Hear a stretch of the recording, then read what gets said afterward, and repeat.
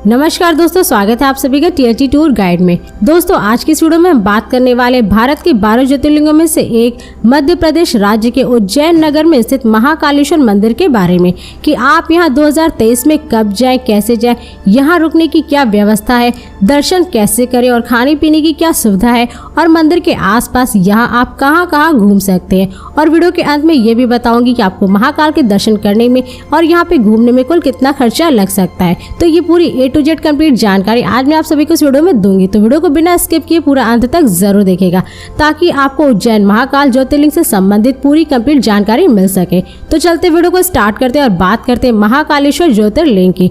उज्जैन का महाकालेश्वर मंदिर रुद्र सागर झील के तट पर स्थित भगवान शिव के 12 ज्योतिर्लिंगों में से तीसरा बेहद खास ज्योतिर्लिंग है और उज्जैन का महाकाल मंदिर एकमात्र ऐसा ज्योतिर्लिंग है जो दक्षिण मुखी है, जहां पर प्रत्येक सोमवार को निर्वाणी अखाड़ा के साधु संतों द्वारा इस मंदिर में भस्म आरती की जाती है। और महाकालेश्वर ज्योतिर्लिंग 3 भागों में विभाजित है। निचले खंड में महाकालेश्वर, मध्य खंड में ओमकारेश्वर और ऊपरी खंड में श्री नागचंद्रेश्वर शिवलिंग स्थित है।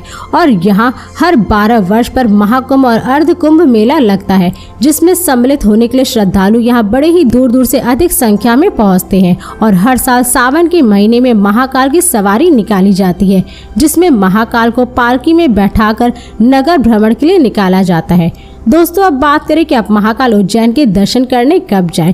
वैसे तो आप यहाँ पर कभी भी दर्शन के लिए जा सकते हैं, लेकिन यहाँ पर जाने का सबसे सही समय सर्दियों का मौसम यानी कि सितंबर से लेकर के फरवरी तक के महीनों का माना जाता है, क्योंकि इन महीनों के दौरान उज्जैन में कई सारे त्यौहार होते हैं और पर्यटन स्थलों को भी घूमने में कोई भी परेशानी नहीं होती। वहीं अगर आप गर्मियों के मौसम में यानी कि अप्रैल से जून जुलाई के महीनों में यहाँ पर जाते हैं तो इन महीनों के दौरान यहाँ के मौसम का तापमान काफी ज्यादा होता है, जिससे कि गर्मी अत्यधिक मात्रा में पड़ती है। इसलिए आप उज्जैन अपने परिवार या बच्चों के साथ गर्मियों में जाने से बचें। इसके साथ ही सावन महीना भी उज्जैन का सबसे उचित समय रहता है, क्योंकि सावन माह में बहुत सारे श्रद्धालु यहाँ दर्शन करने और जलाभिषेक करने के लिए आते हैं। मगर ये आपके ऊपर डिपेंड करता है कि आप उज्जैन कब जाना पसंद करते हैं।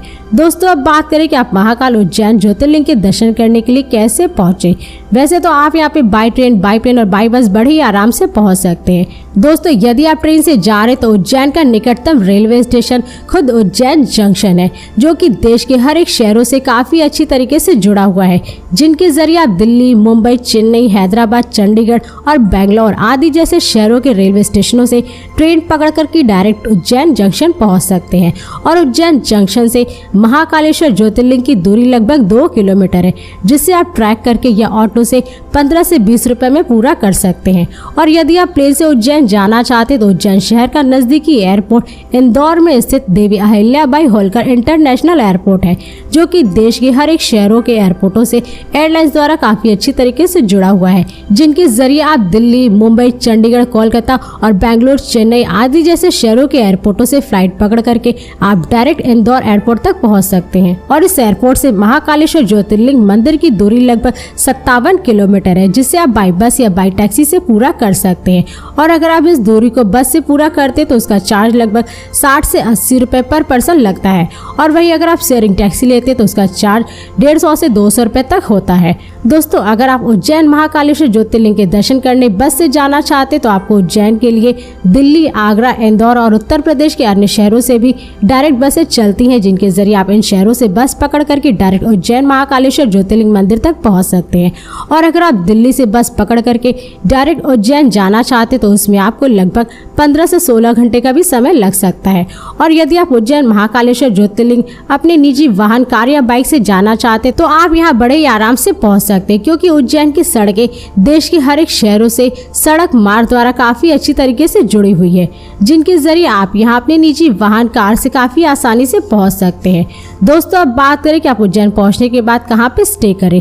वैसे तो यहाँ पर स्टे करने के लिए आपको बहुत सारे होटल और धर्मशाला मंदिर ट्रस्ट की तरफ से मिल जाएंगे, जिन्हें आप बुक करके यहाँ पे स्टे कर सकते हैं। दोस्तों यदि आप यहाँ पे स्टे करने के लिए महाकालेश्वर मंदिर समिति द्वारा संचालित धर्मशाला लेते हैं तो बिना एसी का कमरा आपको 400 से 500 रुपए में और एसी वाला 800 से 1200 रुपए में पर डे के हिसाब से मिल जाता है। वहीं अगर आप यहाँ एक नॉर्मल बजट होटल लेना चाहते हैं तो आपको यहाँ पर एक नॉर्मल बजट होटल 700 से 1000 रुपए के अंदर मिल जाएगा, जिन्हें आप बुक करके यहाँ पे स्टे कर सकते हैं।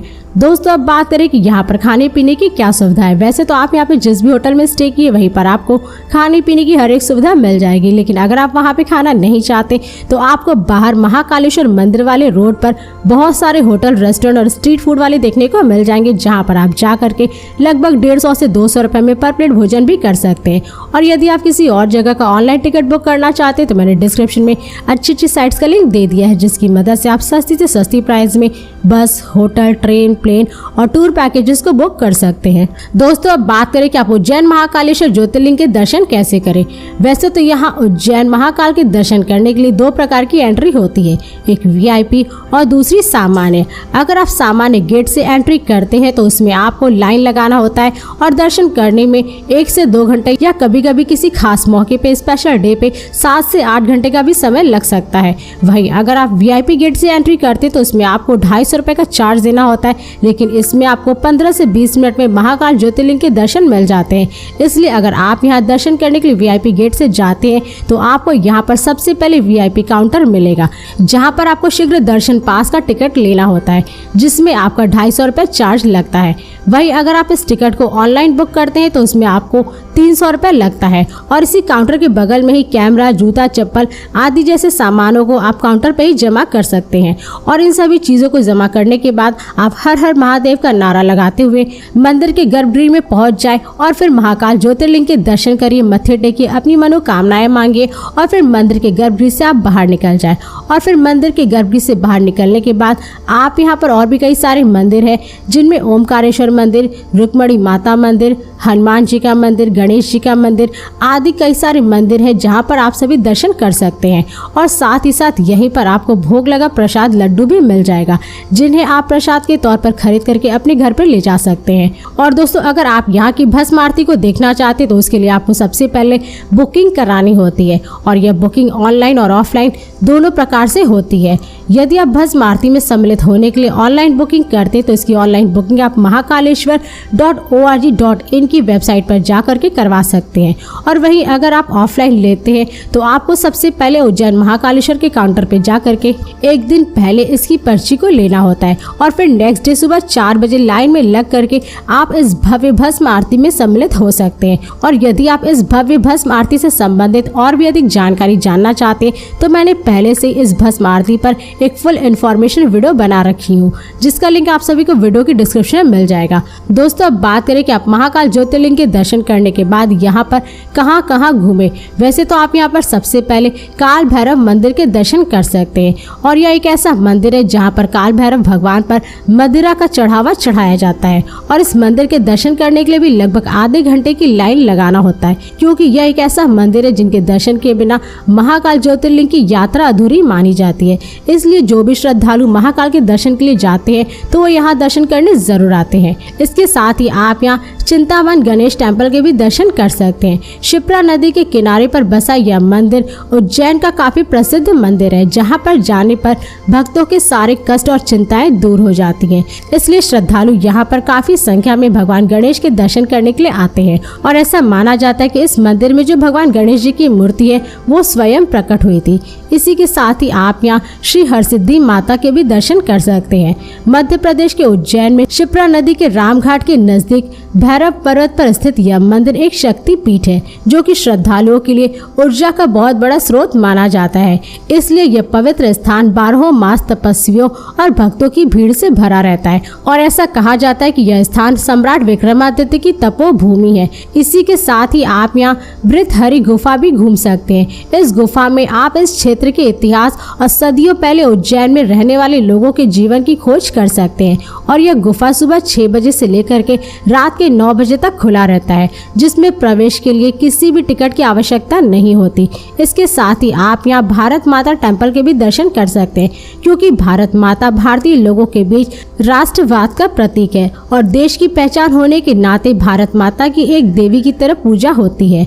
और यह मंदिर वह जगह है जहाँ पर बहुत सारे लोग देवी को अपना सम्मान देते हैं। इसलिए अगर आप उज्जैन जा रहे हैं तो यहाँ पे दर्शन करने जरूर जाएं।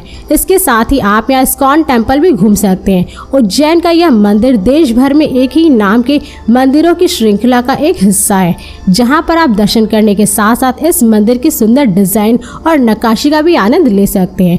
दोस्तों और भी ऐसे कई सारी जगह है उज्जैन में जहाँ पर आप सभी घूम सकते हैं, जैसे 24 खंबा, जंतर मंतर, गढ़ीकालिका टेम्पल, राम मंदिर, नवग्रह टेम्पल, विक्रमादित्य का स्टैचू आदि जैसे उज्जैन के पर्यटन स्थल है। और दोस्तों इस सभी जगहों को घूमने के लिए आप उज्जैन में स्कूटी या ऑटो हायर करके घूम सकते हैं। यदि आप यहाँ घूमने के लिए स्कूटी लेते हैं तो उसका चार्ज लगभग 250 से 350 रुपये पर डे का होता है, और वहीं अगर आप ऑटो लेते हैं तो उसका चार्ज 400 से 500 रुपये पर डे का होता है। दोस्तों अब बात करें कि उज्जैन को घूमने में आपका कुल कितना खर्चा लग सकता है। वैसे तो उज्जैन में घूमने के लिए आपको 2 डे 1 नाइट का ट्रिप प्लान करना चाहिए, जिसमें कि आपका कुल खर्चा लगभग 3000 से 4000 रुपये तक लग सकता है। मगर ये सारे खर्चे आपके ऊपर ही डिपेंड करते हैं, क्योंकि उज्जैन में आप कहाँ कहाँ घूमेंगे, क्या क्या खरीदेंगे और कितने दिन का यहाँ पे ट्रिप प्लान करेंगे, और उज्जैन आप किस राज्य और शहर से जा रहे हैं, तो ये सारे खर्चे आपके ऊपर ही डिपेंड करते हैं। दोस्तों इस वीडियो को अब यहीं पर समाप्त करते हैं, और यदि ये वीडियो आप सभी को पसंद आई तो इस वीडियो को लाइक करें और चैनल को सब्सक्राइब जरूर करें। इसके साथ ही बेल आइकन जरूर दबाएं ताकि ऐसी मेरी नई नई वीडियोस आपके पास सबसे पहले पहुंचे। तो फिर मिलते हैं नेक्स्ट वीडियो में। धन्यवाद।